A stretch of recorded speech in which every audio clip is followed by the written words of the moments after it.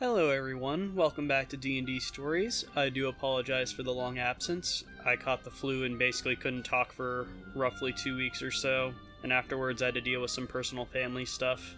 But anyways, I do have a story or two to tell, and I think we're going to stay with a few stories per video from now on, unless they're like those longer narratives that take like 20 minutes or so. Anyways, let's get started. Our first story comes from an anonymous user posted on 1D4chan on September 25th, 2011. This story has been posted and altered by countless users, but as far as I can tell, this is the original story of Sir Bearington. I may cover some of the altered stories in later videos, but for now, let's begin. Make a bear character in D&D 3.5. DM laughs. Make bear a rogue. Put every point I can into disguise. Prestige class as a spy to get even more disguise. DM says I can't speak English. Max out bluff. By growling and gesturing, I can fake speaking a language I don't speak. English. Use money to hire a butler NPC. Give him magical item to let him speak bear. An excellent suggestion, Mr. Bearington. We really should ask the group to investigate the Black Marsh. Over the course of the game, be knighted as Sir Bearington. Queen holds a dinner in my honor. A guest becomes the first man to ever make a perception check that beats my disguise. He shouts out loud, "Hey! That guy's not a guy! He's just a bear!" Man is escorted out of the castle while the guards apologize profusely for the indignity. We are so sorry, Sir Bearington. Very sorry for this man's behavior. Shrugs. Honestly, I love this story. I can only imagine the look on the guy's face, looking at a bear in a nice suit, a top hat, and a monocle being knighted by the Queen of the Land. I might have to see if Sir Bearington has any other adventures that I can read. If he does, please let me know where if I can't find him. Our other story for today also comes from 1D4chan by an anonymous user posted on November 13th, 2013. Our wizard is a bit of a lunatic, to say the least. He likes making planes.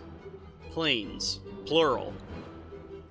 His most recent creation was the Plane of Infinite Fists and Punching, which was made involving a lot of absinthe and level 20 monks. Basically, any sort of entrance or access to this place has fists constantly coming in and out, and just being in there is like receiving billions of punches in a second. Not a fun place to be in. Want to know how he killed the big bad evil guy in the first part of our campaign? Gate to the Infinite Fist and Punching. Now, before you think he shoved him in or made it just up to his face so he gets punched a lot, no. He didn't do that. You see, we used some third-party feat books, and one of them lets you craft gates into items. Any item. Any. Want to know what our genius wizard does? He disguises himself as the big bad evil guy's personal tailor and gives him a pair of briefs, made from the Gate of Infinite Fists and Punching.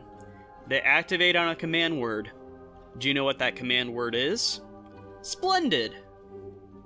Which the wizard described them as once the big bad evil guy put them on.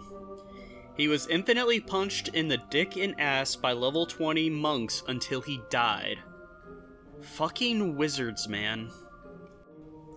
Now that story is true innovation.